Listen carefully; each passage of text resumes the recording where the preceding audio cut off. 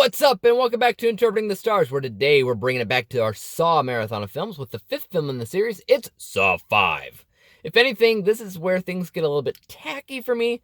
Again, I still love the franchise for what it is, but everybody has their breaking point, and if the series isn't consistently as strong as the others in building that world, then obviously my experience won't be as good. Saw 5 is a movie that is both great in my opinion and lacking in another, and I'll try to get to that in a second, but for now, let's see how long this series can keep me blithesome, and let's get cracking. This review is brought to you by the word of the day, blithesome. Having a cheery disposition, like when I heard that they were making Spiral from the Book of Saw. Saw 5 focuses now on Agent Strom, who is getting closer to identifying Jigsaw's latest protege, Detective Hoffman. He's desperate to unravel the history of the Jigsaw killings and stop Detective Hoffman before it's too late. Meanwhile, Hoffman is busy setting up a brand new trap for a group of new people requested by Jigsaw himself before he died. As I said before, this film has a pretty massive positive and a somewhat lackluster negative. Let's start with the good. This film acknowledges that one of the most popular films in the series was undoubtedly Saw 2 because of that teamwork aspect. People loved that movie because they grouped a lot of these victims together and they had to work together to solve the next puzzle, and the tension and fear they shared kind of pitted them against each other when there was often an easier solution. Same thing here. A number of people are once again grouped together in Jigsaw's latest trap. It plays out like a twisted escape room, just like in Saw 2.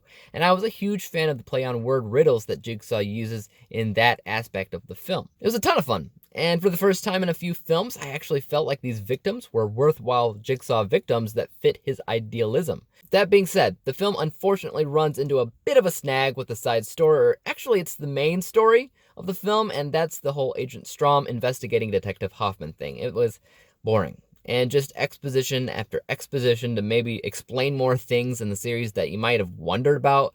But honestly, it felt more like it was covering itself for things that people might complain about with their reveal in Saw 4, which was the whole, Hoffman is the accomplice thing. So they had to go back and try to kind of explain where he fits in, because Jigsaw already had an accomplice. It was Amanda.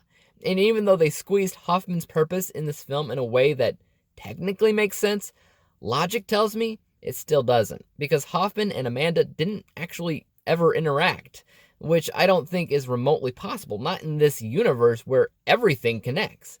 So there's that. And then there's the fact that I don't think the end twist in this film was really that interesting or much of a twist at all, because you don't specifically learn anything new. It doesn't change things up for another film. It actually kind of ends up in a spot that's identical to where Saw 4 ended, which makes me feel like this movie was almost completely pointless.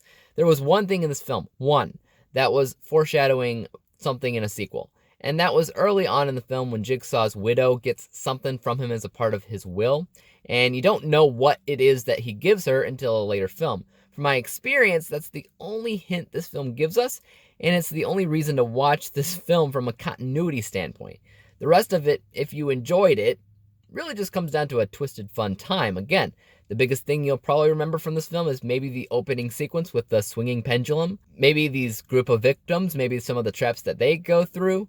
Other than that, it's currently the most pointless film in the series from my standpoint. Let's talk about that final score for a second. From an unbiased vantage point, once again, the series makes some pretty standard choices for direction, and the film feels competent enough to be a Saw film, but at the same time, it's one of the most unimportant films in the series, at least from a rewatch perspective. That gives the unbiased score 72%, which is fine. On the other hand, I still enjoy the series for what it is, regardless on how important or not it is, which is why my bias score is still up there at 80%, and when we average the two scores together, we get a final score of 76%, 76 out of 100 possible stars, granting Saw 5 with a letter grade of C+, which is currently making it the lowest rated Saw film. Currently, that is.